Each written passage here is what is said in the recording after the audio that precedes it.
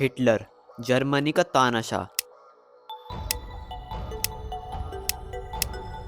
जिसने 1 करोड़ 10 लाख लोगों को मारा था, जिसे कहा जाता है इंसानियत का कातिल। आखिर क्या वजह थी इसके पीछे? आखिर क्यों मारा था इतने सारे लोगों को? चलिए जानते हैं इस वीडियो में द डिक्टेटर हिटलर के बारे में। हिटलर का जन्म 20 अप्रैल 1889 में ऑस्ट्रिया में हुआ था। हिटलर के फादर थे एलोयज हिटलर, जो कि बहुत ज़्यादा स्ट्रिक्ट थे एंड अक्सर हिटलर को उसकी गलतियों पर मारा करते थे। लेकिन दूसरी तरफ हिटलर की मदर क्लेरा हिटलर बहुत ज़्यादा केयरिंग एंड प्रोटेक्टिव मदर थी। हिटलर बचपन से ही आर्टिस्ट बनना चाहते थे, इसलिए वे आर्ट की तैयारी करने के लिए ऑस्ट्रिया की कैपिटल वीना में गए, लेकिन फेल हो गए। वियना में रहते हुए हिटलर को बहुत सारे स्ट्रॉन्ग पॉलिटिकल आइडियाज आते हैं। हिटलर एक ऑस्ट्रियन है, लेकिन वो अपने आप को दिल से जर्मन मानता था। वो जर्मनी को एक बहुत ज़्यादा पावरफुल कंट्री बनाना चाहता था एंड यहाँ से द डिक्टेटर हिटलर बनना शुरू हो जाता है। हिटलर कुछ सर्टेन कम्युनिटीज़ जैसे ज्यूज, जिप्सीज को हर प्रॉब्लम की जड़ बताने लगा एंड फाइनली 1913 को हिटलर जर्मनी के एक शहर म्यूनिक में रहने के लिए चले जाता है। अब आता है समय 1914 का। वर्ल्ड वॉर फर्स्ट शुरू हो जाती है। ये वॉर 2 पावर्स के बीच में थी। एलाइज पावर्स, जिसमें UK, France, Russia, Italy and US थे, एंड दूसरी साइड थी सेंट्रल पावर्स, जिसमें थी Germany, Austria Hungary, Ottoman empire and Bulgaria. Hitler ने भी गुस्से में वर्ल्ड वॉर लड़ने के लिए जर्मन आर्मी को ज्वाइन कर लिया। उसने बहुत ज़्यादा हार्श ट्रेंच लाइफ को झेला और लोगों को मरते हुए देखा। हिटलर को उसकी बहादुरी के लिए अवार्ड भी मिला, लेकिन 1918 में पता चलता है कि जर्मनी ने वर्ल्ड वॉर में सरेंडर कर लिया है। हिटलर को बहुत ज़्यादा गुस्सा आया एंड हिटलर मानने लगा कि जर्मनी इंटरनल कम्युनिटीज़ जैसे ज्यूज, जिप्सीज की वजह से हारी है एंड यहाँ से हिटलर का गुस्सा बहुत ज़्यादा हो जाता है गवर्नमेंट एंड कम्युनिटीज़ के ऊपर।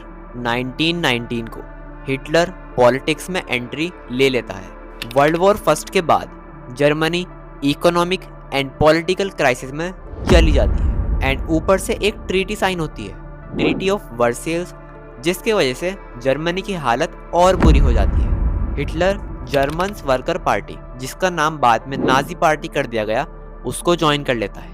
वर्ल्ड वॉर फर्स्ट के बाद और ट्रीटी ऑफ वर्सेल्स के बाद हिटलर में बहुत ज़्यादा गुस्सा आ जाता है एंड हिटलर जर्मनी को एक बहुत पावरफुल देश बनाना चाहता था। हिटलर नाजी पार्टी का हेड बन गया एंड उसकी पावरफुल स्पीचेस एंड रैलीज की वजह से कि मैं जर्मनी को एक बहुत ज़्यादा पावरफुल कंट्री बना दूंगा, इसके वजह से लोग उस पार्टी की तरफ अट्रैक्ट होने लगे। 1923 हिटलर फोर्स की हेल्प से म्यूनिक पर कब्जा करने की कोशिश करता है, लेकिन उसका अटेम्प्ट फेल हो जाता है एंड फोर्स उसको जेल में डाल देती है। जेल में रहते हुए हिटलर अपनी खुद की बुक भी लिखते हैं, माइन काम्फ, जिसमें वो अपने लाइफ स्ट्रगल्स और नाजी आइडियोलॉजी को बताते हैं। जेल से छूटने के बाद हिटलर पावर में आने के लिए डेमोक्रेसी का रास्ता चुनते हैं। मतलब अब हिटलर इलेक्शंस जीतने की तैयारी में जुट जाते हैं। 1933 के आसपास जर्मनी की हालत बहुत बुरी हो चुकी थी, गरीबी बहुत ज़्यादा हो चुकी थी एंड लोगों को नौकरी नहीं मिल रही थी एंड लोगों को ज़रूरत थी एक ऐसे लीडर की जो जर्मनी को इस क्राइसिस से बाहर निकाल सके। एंड अब शुरू होती है हिटलर की पहली चाल। हिटलर मास रिलीज करते हैं, स्पीचेस देते हैं एंड लोगों को ये यकीन दिलाते हैं कि अगर हिटलर इलेक्शंस में जीत जाते हैं तो वो इनकी कंट्री मतलब जर्मनी को इस क्राइसिस से बाहर निकाल देंगे। एंड इसकी वजह से 1932 में नाजी पार्टी जर्मन पार्लियामेंट में लार्जेस्ट पार्टी बन जाती है। 30 जनवरी 1933 जर्मनी के प्रेसिडेंट हिटलर को चांसलरशिप ऑफर करते हैं एंड हिटलर उसको एक्सेप्ट भी कर लेते हैं। अब हिटलर के पास लीगल पावर भी आ जाती है एंड अब हिटलर अपनी दूसरी चाल खेलता है, द रिस्टैग फायर।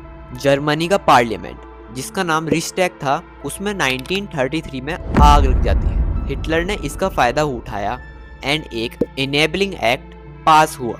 इस इनेबलिंग एक्ट के अनुसार लोगों के सिविल राइट्स सस्पेंड कर दिए गए, पॉलिटिकल पार्टीज बैन कर दी गई एंड अपोजिशन लीडर्स को जेल में डाल दिया गया। इससे हिटलर बिना पार्लियामेंट के ही लॉ बना सकते थे। जर्मनी अब पूरी तरह से हिटलर के अंडर में आ जाती है एंड डेमोक्रेसी का हो जाता है डी एंड अब शुरुआत हो जाती है the dictatorship of Hitler.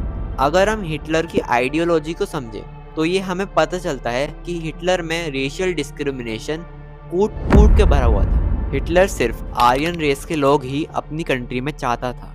Hitler का मानना था कि आर्यन रेस के लोग रूल करने के लिए ही बने हैं एंड हिटलर बाकी कम्युनिटीज जैसे ज्यूज जिप्सीज को मारकर पूरी तरह एलिमिनेट कर देना चाहता था।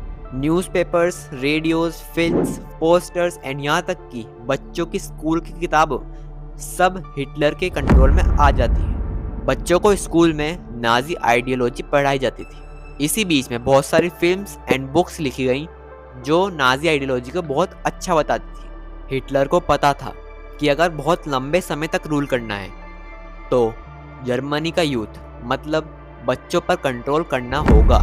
बच्चों को बचपन से ही डिसिप्लिन सिखाया जाने लगा एंड हिटलर ने एक भी मौका ऐसा नहीं छोड़ा जिससे वो बच्चों के सामने बहुत ज़्यादा अच्छा बन जाए।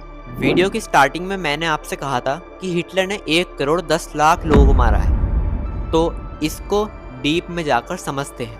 वर्ल्ड वॉर फर्स्ट के बाद हिटलर जर्मनी की पावरफुल आर्मी बनाना शुरू कर देता है। हिटलर का मानना था कि अगर किसी कंट्री को पावरफुल बनना है तो उसको दूसरी कंट्रीज की लैंड पर कब्जा करना पड़ेगा एंड इसी वजह से हिटलर 1938 में ऑस्ट्रिया पर हमला कर देता है एंड ऑस्ट्रिया को जर्मनी का पार्ट बना लेता है। बाद में हिटलर चेकोस्लोवाकिया पर भी अटैक कर देता है। 1 सितंबर 1939 जर्मनी पोलैंड पर अटैक कर देता है एंड इसकी वजह से वर्ल्ड वॉर सेकेंड शुरू हो जाती है। पोलैंड पर अटैक करने की वजह से दूसरी साइड फ्रांस एंड ब्रिटेन भी अटैक और वर्ल्ड वॉर सेकेंड डिक्लेयर कर देते हैं। वॉर तो चल ही रही थी लेकिन जर्मनी के अंदर ही जर्मनी के लोगों के साथ कुछ बहुत भयानक हो रहा था। वर्ल्ड वॉर सेकेंड के दौरान हिटलर ने सोचा कि उन कम्युनिटीज जिन्हें हिटलर हेट करते हैं उनको पूरी तरह से एलिमिनेट कर दिया जाए एंड यहाँ से शुरू होता है the darkest chapter, the Holocaust.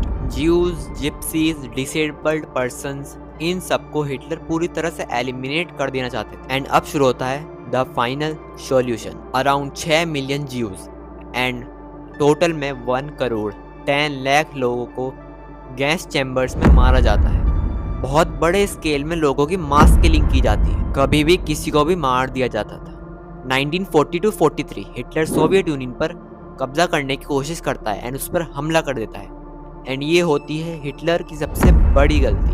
अब हिटलर चारों तरफ से घिर जाता है। सोवियत यूनियन चालाकी से काम लेता है। सोवियत यूनियन ने जर्मन सोल्जर्स को पहले अंदर आने दिया ताकि वो थक जाए एंड उनके रिसोर्सेज खत्म हो जाए एंड जिसका डर था वही हुआ। जर्मन सोल्जर्स सोवियत यूनियन से हार जाते हैं एंड इसके बाद हिटलर पागल हो जाता है एंड आर्मी को अजीबोगरीब ऑर्डर्स देने लगता है एंड इसकी वजह से जर्मन आर्मी और वीक हो जाती है। 1944 तक जर्मनी चारों तरफ से घिर जाता है एंड पूरी कंट्री कोलैप्स कर जाती है। लेकिन हिटलर कहाँ गया? हिटलर बर्लिन के एक बंकर में छिप जाता है। 30 अप्रैल 1945 हिटलर अपने बंकर में ही अपनी जान ले लेता है और 8 दिन बाद 8 मई 1945 को वॉर ख़त्म हो जाती है एंड जर्मनी यहाँ पर वॉर हार जाती है। जर्मनी दूसरी कंट्रीज के अंडर में आ जाता है। ये कहानी कोई पास्ट की नहीं बल्कि एक वार्निंग है फ्यूचर के लिए। हिटलर का राइज हमें ये सिखाता है कि जब प्रोपेगेंडा सच पर भारी पड़ने लगे और लोग सवाल पूछना बंद कर दें तो हिस्ट्री डेंजरस डायरेक्शन ले लेती है। इसलिए इतिहास को याद रखना बहुत ज़रूरी है ताकि ये रिपीट ना हो। तो वीडियो को देखने के लिए थैंक्स और सब्सक्राइब कर दें। मिलते हैं नेक्स्ट वीडियो में।